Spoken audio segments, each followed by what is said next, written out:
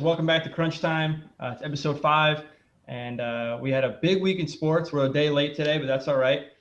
First, I want to start with the Mets losing to the Royals in the World Series. I had the Mets in 6. Greg also had the Mets in 6. So basically, that just goes to show you that we have no idea what we're talking about. But Royals, big win. Greg, how'd you feel about the Mets season altogether? You're actually wrong. I had the Mets in 5, so I was actually worse than so you. You're even worse than me. Okay. It was. Listen, they shouldn't have been. It was interesting. It was interesting. You were expecting them to win every single night up until about the 7th inning. Yeah. I mean, how many times did Familia lose the game for them? 3 times. It was unbelievable. I know I know we don't want to stick on this topic too long because it happened 5 days ago, so it's already in the past. I mean, we're already moving on to basketball and next year's baseball season. But one thing that I do want to bring up is, do you think that teams are going to start focusing more on their bullpen opposed to starting pitching? I mean, 2 years in a row, the Royals have been able to go through the American League with no dominant, starting pitcher, but they have the most dominant bullpen. I mean, do you think teams are going to start doing that? If you get a pitcher that can give you 8 innings consistently, then you don't have to worry about your bullpen. But let me ask you, when do you ever get that?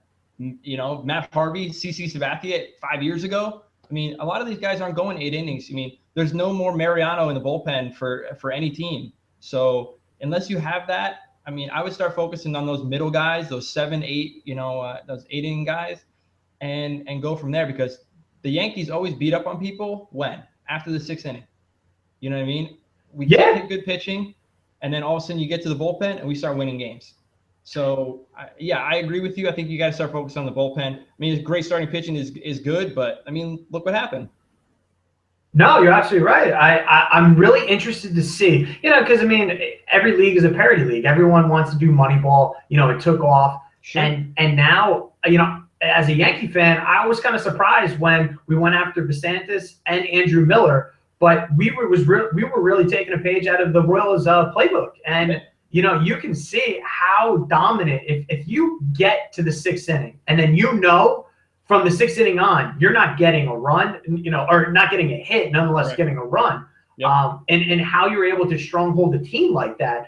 And if you, as an offensive team, are just trying to get through, the first couple innings against somebody starting pitching, what a weapon to have. So, I mean, it really sparks conversation that, we may starting to see a different way of managing a team. And it may not be that may not be the starting pitching anymore. It may be the bullpen as, your aces on a roster. Listen, look at the Royals, all right?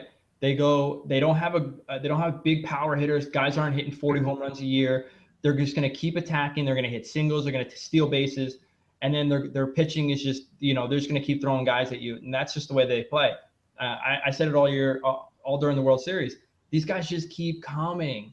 And, when you have pitching with Familia, who during the year was great for them. But, I mean, come on, you give up three blown saves in the World Series. You can't win like that. Yeah, what resiliency by them. I mean, they were right. Well, I mean, even going back to the Astros series, I mean, they're down, 2-1 or 2-0, and they're down to their last 4 outs, and they're down 4 runs. It was the GM or the owner of the Astros comes out wearing the hat and everything, and then the Royals go off, and they end up winning the series in 5. And I'm pretty sure that the Mets were either tied or up in every single game. And they ended up losing 4 out of 5. I mean, it's unbelievable. Unbelievable. Such really resiliency by that team. Unbelievable. Good for them, And now you have a hat. Now you have a Royals hat, to go along with the World Series. I've been wearing this Yankee hat all year. What are you talking about? Well, last week you had the Royals hat on, so I just figured, I mean, do you have evidence? I don't remember that. That was a Yankee hat for us. I'm sure we can find a show. You can find you couldn't hear me last week because I had mic problems, but I definitely pointed that out. So I'm glad to see you back with the New York. Yeah, see, everybody's a Yankee fan in the offseason, because we're always projecting. We're great in the offseason. We made great moves in the offseason. Always good. All right, so baseball season's over. Let's talk about football, and we'll get into basketball a little later. Your New York Giants with the big L this weekend, throwing 6 touchdowns or scoring 6 touchdowns, shall I say, and still losing because Drew Brees, playing out of his mind, throws for 7 touchdowns. You got to look at the positive. They scored a lot of points. That's the positive. But the negative is you gave up a lot of points. You got JPP coming back maybe with a hand and a half. So there's some positives there. And then also that division's just trash right now. Yeah, the 3-finger man coming back. He's gonna have the club on. You know, I mean, I don't know how to take last week's game. I mean, I'm not a big person that says moral victories. No. But when you score 6 touchdowns, you know, and Eli played as well as he did, I mean, how can you not look at it as somewhat of a moral victory? Thank God the Eagles had a bye week, them in Washington, and thank God Dallas lost because we're still up in the division. Don't get me started on Dallas either. Jesus. Yeah, I mean, you really see the holes in the Giants, and it starts with the defense. You know, in the beginning of these shows. You know, weeks 1, 2, and 3 of the NFL season, the Giants had a very good run defense, and it was their pass defense. But they can't even stop the run anymore. I mean, no. You know, if it wasn't for Rogers Camardi, you know, there'd be nothing to say about the secondary and the Giants. I mean, thank God that he's, you know, had a couple interceptions the last couple games, but there is nothing to hang your hat on as far as the defense goes. But the offense. 6 touchdowns. I mean, it's pretty impressive. Pretty impressive. Odell Beckham, three touchdown catches, 150 yards. I mean, that's got to be the positives. The other positive is nobody in that division is doing anything. I mean, you know, the Cowboys should be winning games, and they're losing 13-12 to the Seahawks. I mean, you can't go down the field and kick a field goal at all. You know, I understand it's Matt Castle. Romo practicing this week for the first time since he got injured. I don't know if he's going to start this weekend. I don't know if he's allowed to yet for the injury reserve list, but that there's some positive. Once Romo comes back, I think this division's going to kind of open up. I don't know. You sure you don't want to start Kellen Moore? You know, I do. You know what? I do. Why not? Why not? Let's start Kellen Moore. What's the big deal? What are we going to do? He's going to go out there and lose? Okay. We've been doing that. You're right. You got a big test this week with Philadelphia. You know, I mean. You think you're going to be able to shut down DeMarco again? Which Philadelphia is going to show up? You know, the Philadelphia that runs the ball well and scores points quickly, or the Sam Bradford that throws 4 interceptions and looks like he's never played football before? Yeah, you're right. I'm good with either one. Hey, if you want to talk about moral victories, though, Dan Bailey, your kicker, he got a workout last week. I mean, he put up. Bailey. Yeah, I mean, he was kicking field goals left and right. You know, he just left one short and they ended up losing. But Dan Bailey hasn't missed a field goal in 3 years or something like that. Hey man, for all those fantasy players out there, it was a good pickup last week. That was an exciting game between Dan Bailey and the Seattle Seahawks. Jets lost last week too. Fitzpatrick gets hurt in the first quarter. They bring in the almighty Geno Smith, who just future backup for life or out of the league. I don't even know why they even have him on the roster anymore. The guy's terrible. Yeah, the Jets need to practice 2 things in practice. One is tackling, but 2 is how to take an appropriate slide. I mean, you don't hear that a lot, but I mean, Coach Bowles, can you tell Fitzpatrick how to slide? And even Geno Smith, I mean, he took a shot when he came in. Unbelievable. These guys think that they can run and then they're going to go out there and they don't get hit ever. They don't get hit in practice. They don't get hit a lot during the games, and when they get sacked, and they're really not getting crushed. But if you're out in the open field, you have the opportunity to get down. Get down. I don't understand. I mean, Fitzpatrick's a Harvard guy. You know, you would think that you would, your math, play the percentages. How many times does a quarterback get hit when he slides? Like, diving for that extra, yardage, but tearing up your thumb, it doesn't help your team, Now, you got Fitzpatrick, you got Geno Smith. This might sound crazy to some people, but what do you think about Kaepernick next year? Because San Francisco's not going to keep him. I'm not a big fan of that at all. I actually wasn't a big fan of Kaepernick when he played in San Francisco. I think what he is he's a product of a system, and he had a very good coach with Harbaugh, and he just was he knew how to use them. It's kind of like the way Ron Rivera is using Cam Newton down in Carolina. He's able to put together a scheme that he's able to surround people around him to make him be able to play towards his attributes. They run the ball well, and they run Cam well. If you look at if you look at the stats this year, Kaepernick and Cam Newton have the exact same line for every category, except that Kaepernick has a higher QBR. But one of them's benched, and one of them's an MVP candidate. Right, and look at their defenses. I mean, right now, Carolina's got one of the better defenses in the league. When Kaepernick was at his best, he had one of the best defenses in the league. Even going back to the days of Tim Tebow, no one ever wanted to talk about how good that Denver defense was. Well, look at how good that Denver defense is now. Yeah, I know. And now they're carrying Peyton Manning. But I mean, at least with Peyton Manning, you have a fundamental quarterback. You have somebody with some smarts who knows what he's doing. Yeah, I mean, I don't see Kaepernick being the answer going into the Jets system. But at the same time, I don't think Fitzpatrick was a long term. I think Geno came with the Jets, when this new coaching regime came in. Yeah. They took a chance on Bryce Petty. He's still young. He was never developed in a pro-style offense, so there's still a lot of work there to be done.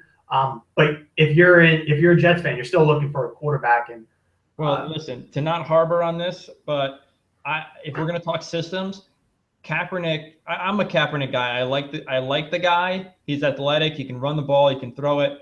He's not the smartest guy in the world. He's not going to go out there and beat you with his mind. But him on the Philadelphia Eagles I think is a home run. I mean, when you look at him as just a pure athlete, I mean, he's 6'4", 6'5". He's 230 pounds. And he's been playing in that type of offense his entire life. I mean, way back when he was playing in Nevada, he was playing with the coach that pretty much invented the pistol. And you started to see that, come alive a little bit in the NFL. So he's been in that spread, read option, veer type offense for a while. So you're right. You need an offensive guru, someone like a Chip Kelly, who's going to put pressure on the defense by constantly speeding them up. You're right. That would be a much better fit if you saw Kaepernick in an. He doesn't have to throw the ball 50 times. They can run some plays for him where he can use his feet. Right. They don't have to rely on him to win games, which is not what their system is.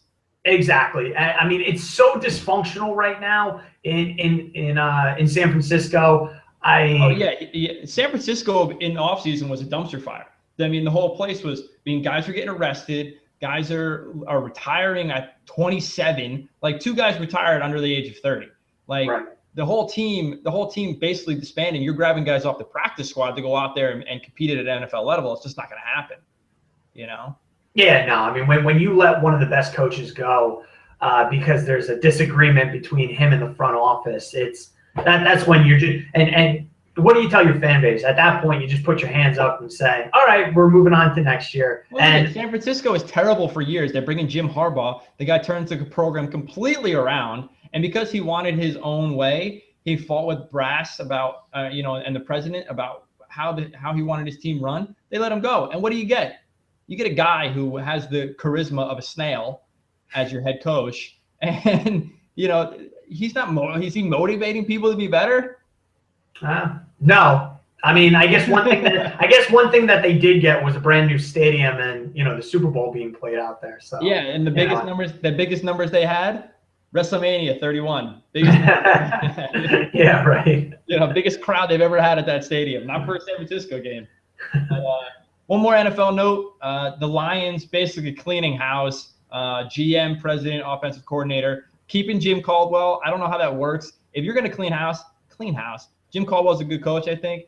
But if you're going to bring in a new GM, the new GM's going to be like, well, I'm stuck with a coach right now. So I never understood that. The same thing happened when they brought in the GM for the Jets when they kept Rex Ryan. Yeah, you're absolutely right. I mean, I was going to say the exact same thing. I mean, if you're going to be bringing in a new GM, even if the coach is there, the coach knows that he's not going to be there that long. So what's the point? Yeah, what's the point? I mean, if you're gonna clean house midway through the season, at least do it like the Dolphins did. You know, get rid of the head coach because it doesn't seem like anybody's listening to him anyway. No. I mean, they couldn't even go to London to get snapped out of their funk. No. I mean, and they got a good. I mean, I would say an above average quarterback, and you got one of the best wide receivers in the league in Calvin Johnson. So, I mean, maybe the defense isn't that great, but they have a lot of weapons out there. They should be able to win games. They shouldn't be 0 in whatever they are or 1 in whatever they are. But I never understood keeping the coach after you fire the entire head office there. But we'll see what happens in there. But enough NFL. Let's switch gears. Let's head to the NBA, who just started. Everybody's about 5-6 games in. And Greg, what has been some of the big points for you that you've seen in the first week or so of the NBA? Well, we know LeBron doesn't like to wear sleeves when he plays basketball. He does not. Man, just midway through the game, just rips off his sleeves because it's bothering him. Hilarious. Yeah, I mean, he's a funny guy, I mean, some games he wears the headband, sometimes he doesn't. I think he's no headband now. I think that's what it's. I think he's everything's gone right. Well, I guess I guess the hair plant the hair transplant came in real well. So he doesn't wear it anymore. Yeah, so he doesn't wear it anymore. No. I didn't know this, but I've been told he does not wear his own shoes when he plays because he doesn't like the way they feel. Is that true? He doesn't. He didn't wear the ones last year. I think he wears this year's. But last year's he did not wear. He wore them for a quarter just to get him, just because Nike made him. And then he has a second signature shoe that he wears that he finds more comfortable, that he plays for games. I don't know about this year. I don't know if he's wearing the shoes. I know he just released a couple of new shoes this year. So, but yeah, you can't even wear your own shoe. You're not going to sell too many of them, So wait a minute. Let me get this straight. He has a shoe on the market that retails for $160, $200. Then he sells $200. He sells that to us, but that shoe's not comfortable enough for him. No, apparently he's got flat feet or something. It just doesn't fit him. I don't understand why you can get custom made. You're LeBron James. You can't call Phil Knight and be like, can we custom make some shoes for my big fat feet, please? Yeah, I mean, geez, and then going back to the wardrobe malfunction he had in the playoffs last year when he dropped his shorts a little too low. Yeah. So I mean, I guess we could have a whole show on LeBron and what he likes and what he doesn't like to wear during the basketball. Yeah, I guess so. One of the big takeaways for me so far this season has been my buddy, my friend, the shooter, Steph Curry, who was on my top 5 list, but I feel like somebody left him off his top 5. I don't remember who that was. Greg, was that you? Did you leave him off top 5 of your list? I gave him a soft 6. Okay. He was there. Okay. Soft 6. Yeah, and your buddy Anthony Davis is down there in New Orleans just stinking up the place. Team's 0-4, looking terrible, and he looks terrible. He's kicking the ball around the court. It's unbelievable. All right, I think the list was about players, not teams. I mean, it's like, look, I like I said, I'm old school when it comes to basketball. I'm always going to take a big over a guard. But I mean, you can't agree with that. Well, that's just the way I think. So, yeah. I mean, there's a reason why Tim Duncan has been so successful. It's why Kobe did nothing without Shaq for a couple of years. Sure, but Pau Gasol. Until he got Pau Gasol, exactly. But I mean, Steph Curry to me is just on another level. And one of the things that I love about this guy is, which you don't see a lot nowadays. You never saw it with Kobe. He looks like he's having the most fun out there. Like he's dancing, he's high-fiving, he's dancing with his daughter before the game. It looks like he's not even playing serious. He's just having a good time. He's hitting shots, falling on the ground, and doing different dances. Like the guy's having a lot of fun. He makes it fun to watch. Oh, I know. And then that's the most important thing. And that's why I love the NBA so much, because it's such a players' league, and you get so invested in these guys. It's not so much the team. I mean, you root for different teams, but you want to see the actual player. I mean, whether it's Steph Curry now, or it was LeBron, 5 or 6 years ago, or it was Steve Nash and what he was able to do in Phoenix. I remember, when the Kings were good, with Jay Williams and Chris Webber and, Stojakovic hitting the threes. I mean, that's what people want to see, you know. And you're right. I mean, it is so much fun.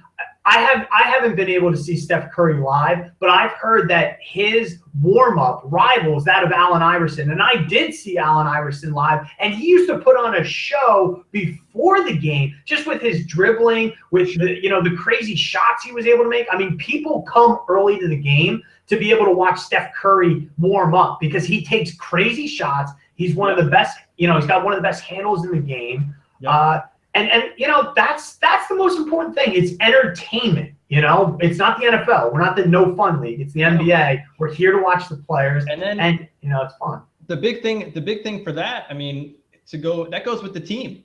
The team, it's a no pressure situation. Guys are having fun. They feed off of his energy, and the rest of the team they know that they have the best guy on the court every night when they're not playing LeBron. And they have the best team on the court, and they can go out there and just win games. I mean, he's one of the best shooters that I've seen in a long time, since probably, Ray Allen. I mean, we're going to segue into my top 5 of the best shooters of all time. And he's only been in the league, 6 years? And he's already on my list. I mean, of all time. What do you got for your list, Greg? Who do you think is the top 5 best shooters all time? All time. Honestly, I'm going Steph Curry right now as my number 1. I've never seen anybody shoot the ball the way that he does, because he's not your create space. That's it. I mean, he's not your prototypical, spot up shooter. He doesn't need other people to be able to get him the ball. He doesn't need to run off of, 3-4 screens and catch the ball, open and be able to make a shot. I mean, he's doing step back threes. I mean, he's crossing people over and jumping 4 or 5 feet to his left to hit a three. I mean, it's unbelievable the way he's able to create space and shoot. And just like every shooter, he's not streaky. He may need a couple to warm up, but once he's on, I mean, he is just lights out. I haven't seen him go through like a bad slump, a real bad in a game, just a bad slump where he's just not hitting shots. He just seems like he always finds it and keeps it. You're right. And honestly, I mean, kind of like what you said about him, he's always having fun. That was, if you saw games 1 and 2 of the finals last year, that was kind of it. You could kind of see they were, as a team, they were a little pressing. But then game 3, he really took over, got that smile back, got kind of that swag back where, he was not showboating so much, but he just knew that nobody could guard him that night. I'm the best in the league. Nobody can guard me, and I'm going to go out there and just shoot. Yep, and the team just fed off that, and they just took off. So already at the top of your list. Because he's just that different type of shooter. He's able to. I'm not disagreeing with you here. I mean, I wouldn't put him at the top of my list. My list is a little 90s heavy. That's all right. Maybe a little 80s heavy too. But what's the rest of your list? All right. Number 2, I got Reggie Miller. Okay. I grew up like you did in the watching basketball in the late 90s, early 2000s. Some of the great shots that he hit in the Knicks. To the 8. Basically scoring 8 points in umpteen seconds, whatever it was, to beat the Knicks. He had a couple big shots against Chicago, especially that one to force a game 7. I think it was in the '97 playoffs. So I got Reggie Miller up there, but again, he was a guy that had run off screens. That's why I'm putting Steph Curry above him. Sure. Ray Allen, I think Ray Allen may have or still does have, the prettiest shot that I've ever seen. Just the way, the form, he jumped 3 feet in the air, it felt like. Yeah, but you know what? You know what's funny about Ray Allen? He's a little bit to me like Steph Curry, because people forget his early years. They remember him with the Heat and they remember him with the Celtics. But his early years, when he played for the Sonics and he played for the Bucks. When he played for the Bucks, he was that same type. He was the number 1 guy on that team and on the Sonics. He was that number 1 guy, and he was out there making shots and coming off, and it wasn't just coming off screens. It was creating his own shot and going out there and putting on a show, just kind of like Steph Curry does. Yeah, you're right. I mean, when he played with the Bucks, he still had Sam Cassell. That was actually a really fun team. He had Sam Cassell and Glenn Robinson. That was actually a That really was a good fun team. That I was do a remember really that fun team. team. Yeah. You're right, but again, it's just I don't know. Maybe because it's in the present right now, and I see him more. But Yes. I just there's so much more theatrics that come with Steph Curry. I mean, Steph Curry comes down, he's flicking the ball, he does a quick crossover, and then he does a step back, and it's like, money. Yeah. I mean, he's got the Apple Watch or the iPhone 6 commercials out right now, where every shot is he shoots, turns around, and starts walking, and it just drains. And he's doing it he does it in games. Does it in games. He's doing it in games. So, right. I mean, we can debate this all we want, but I'll move on to my. All right, so for number 4, I got Larry Bird. Now I'm too young to really have appreciated Larry Bird, sure, but I definitely have seen him, with some of the YouTube videos and definitely the highlight films.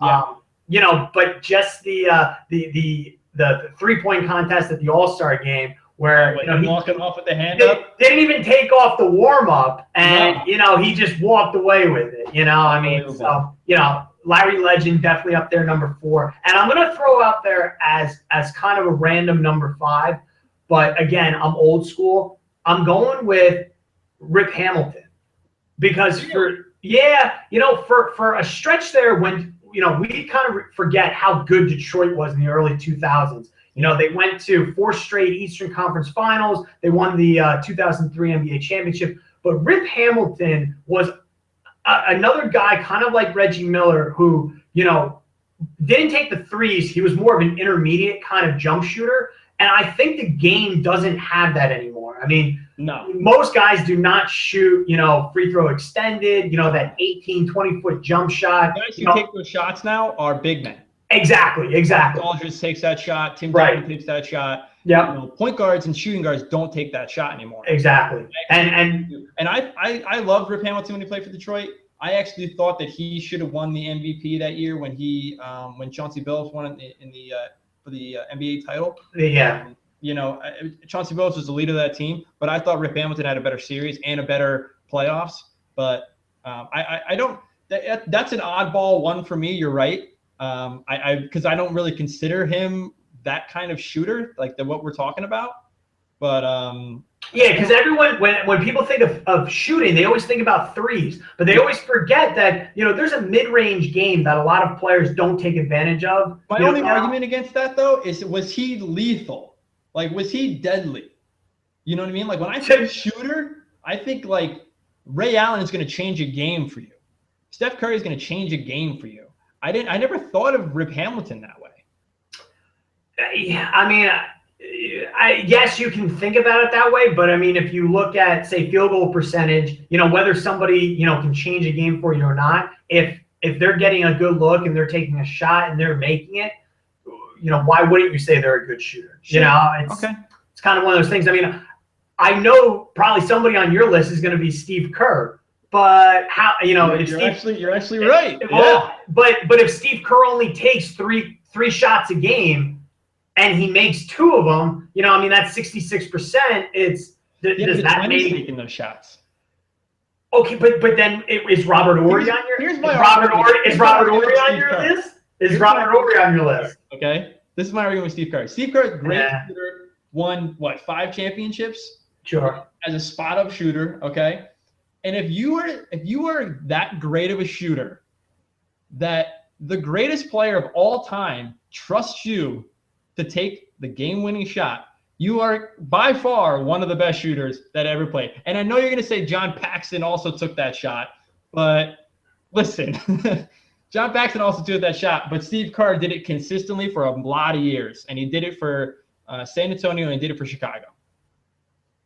I understand that, but my other point is Robert Horry on your list?